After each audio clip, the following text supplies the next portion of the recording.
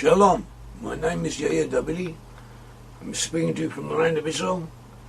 Today we're going to give you proof concerning the USA being identifiable as the tribe of Manasseh. 12 tribes of Israel, the 12 tribes of Israel. These tribes divided into two different sections. The northern section was comprised 10 tribes. And these 10 tribes were taken into exile. They lost consciousness of their ancestry. They became the lost 10 tribes of history. We've given you hundreds of proofs from all different fields of study, including the Bible, including rabbinical sources, including history, linguistics, and numerous other fields. And we have much more. And in addition to that, we have shown where specific tribes went, and we've shown that the lost 10 tribes were converged in Western Europe, and from there they populated North America, Australia, New Zealand, and that is where their descendants are to be found today in these nations. That, according to the Bible, is where the lost 10 tribes are now. We have also, in addition to proofs that we have given, we also identified specific areas as having been dominated by particular Israelite tribes, and we have shown that the tribes of Joseph, the tribe were Ephraim and Manasseh. Joseph was divided into two different sections, Ephraim and Manasseh, and we have shown that these were concentrated originally in the British Isles and also in parts of Western Europe. And from those areas that were dominated by Manasseh, there was a particularly significant migration to the USA. It's based on genealogical studies, on observations of contemporary observers, and on historical considerations, and also on the Bible and on related sources to the Bible. And now we have given you also numerous proofs proving that the USA represents the tribe of Manasseh from a biblical perspective. And at present we are going to give you very, very briefly 9 of these proofs. To bring 9 of these proofs, just give you an outline of them so that you have a general idea of what the subject is about. And those of you who are interested in going into it more deeply are invited to see our websites and also our other videotapes on this subject. Now, America, first of all, America. The term America applies to the North and South America, the continents of America, but generally speaking, when someone says America in everyday speech, colloquial terminology, the term America applies to the USA. American is someone from the USA. And this name America, where does it come from? It comes from a person named Americo Vespucci. Americo Vespucci was an Italian sailor who proved that the American continents were not part of Asia. And in his honor, America received its name, America. And where did he get his name from? So it turns out that Americo Vespucci was named after a name that was then popular in his region, and it originally derived from the Hebrew Machir. Machir was the firstborn son of Manasseh, mentioned in Numbers 2:6 verse 1, and elsewhere in the Bible. And also we have the term Hamachiri, translated as Machirites. Hamachiri means sons of Machir. But in the Middle Ages, amongst the Jews, a person who had the name Machir was apparently nicknamed Hamachiri. It was a diminutive. In other words, a type of nickname for someone named Machir would be called Hamachiri. So literally, in biblical Hebrew, it means descendants of Machir, or belonging to Machir. And this is given as Hamachiri in Hebrew, but contemporary Latin did not have exact, found this difficult to pronounce, so they changed it to America, or Americo. And from this term we get the name America, for Americo Vespucci, and he in turn gave his name to America. And so America is in effect named after Hamachiri, or descendants of Machir, the firstborn son of Manasseh. Also, incidentally, the term Machir in Hebrew, in modern Hebrew, or in classical Hebrew, Machir can be taken to represent the concept of capitalism. And America is the first major capitalist country in the world. Also, we have the term Manasseh. What does the term Manasseh mean? The term Manasseh, by a complicated convolution of the term and the root words, Rabbi Shimshon Raphael Hirsch, in effect, proved that Manasseh means responsible representation, and the responsible representation is a form of government that the USA employs, that USA is known by, and which in effect defines the USA. The USA became independent from Britain because they refused to submit to the British desire to rule over them without giving them representation.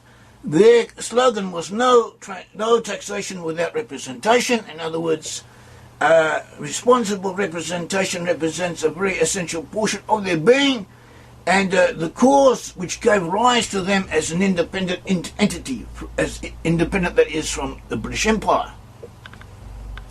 Also, incidentally, it says in the Bible that Manasseh would be great after Ephraim, and indeed we identify the British as Ephraim and the USA as Manasseh, and Manasseh became great after Ephraim, and in effect emerged from Ephraim. It emerged from the British Empire, and the US has an empire of its own in a cultural and commercial and organisational sense, and this is in effect an outgrowth of the British Empire in many ways. It overlaps the British Empire and it has taken its place in a seamless way. We also have the term Yank. Yank is a nickname for an American. Yank is short for Yankov. Yankov, in effect, Yank means Jake. It's short for Jacob, and Jacob is another name for Israel. The Americans, in effect, name themselves after Jacob. We also have a picture of Egypt on the Great Seal, on a dollar bill. If you take out a dollar bill, looking at it, you will see a picture of the Great Seal of the USA, and it has a pyramid on it, and the pyramid represents Egypt. And according to the Midrash Rabbah, picture representing Egypt was the emblem of the tribe of Manasseh. And the only country in the world which has as its sign, as its symbol, as its recognizable sign as pertaining to Egypt is the USA. Manasseh was the son of Joseph, and in World War II, the soldiers of America were very important, fighting both against the Germans and the Japanese. They helped bring about the Allied victory over the German and Japanese menace. And the American soldiers nicknamed themselves as G.I. Joes. G.I. Joe. G.I. Joe. G.I. Joes. Joe is short for Joseph. In effect, they nicknamed themselves Joseph. And they were fighting the war of Joseph. It was prophesied that Joseph, that is Ephraim and Manasseh, would become the wealthiest and the most powerful nations on the earth and also be extremely populous. And the USA emerged from Britain. We identify Britain as Ephraim and the USA as Manasseh for different reasons. The USA emerged from Britain as it was prophesied that Manasseh would emerge from Ephraim. And the USA has become the most powerful nation on the earth and the most wealthy nation on earth and extremely populous.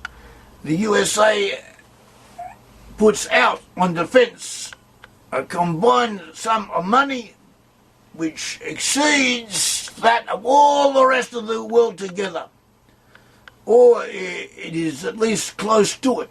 It was prophesied would happen as the Bible predicted.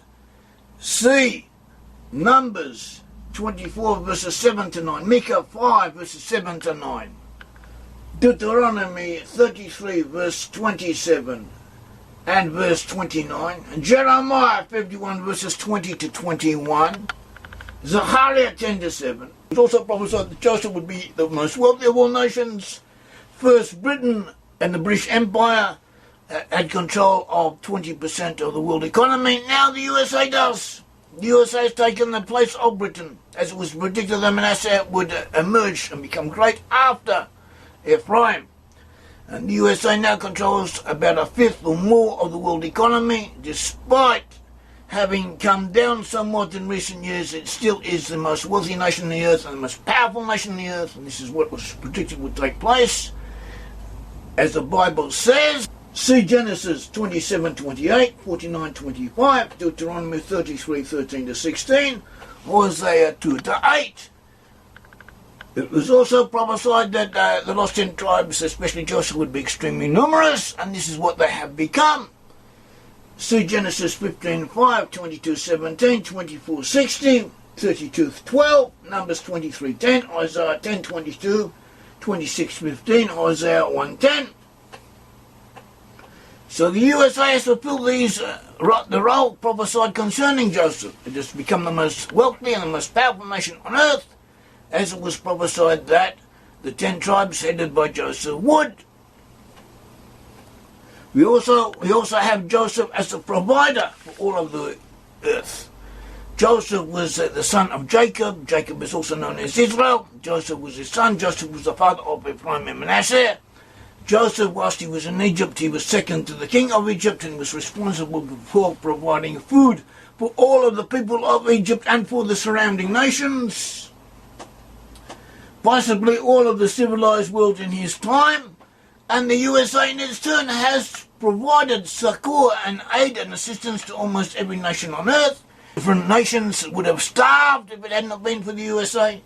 We also had the Green Revolution, which happened not that long ago. The Green Revolution was when scientists in the USA funded and supported and backed and given the necessary frameworks were enabled and encouraged and paid to research new ways of working in the fields of new agricultural techniques, and also developing new crops that would be resistant to pests and resistant to diseases, and that would be easier to produce for third world nations. And as a result of this Green Revolution, hundreds of millions of people are now alive today that otherwise, God forbid, would not have entered the world or would have died of starvation.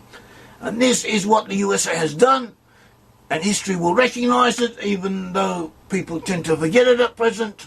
This is one of the achievements of the USA, and this is one of the marks of Joseph, and the USA has fulfilled this role of the Green Revolution and of helping other nations. The lost 10 tribes were also destined to be at the ends of the earth.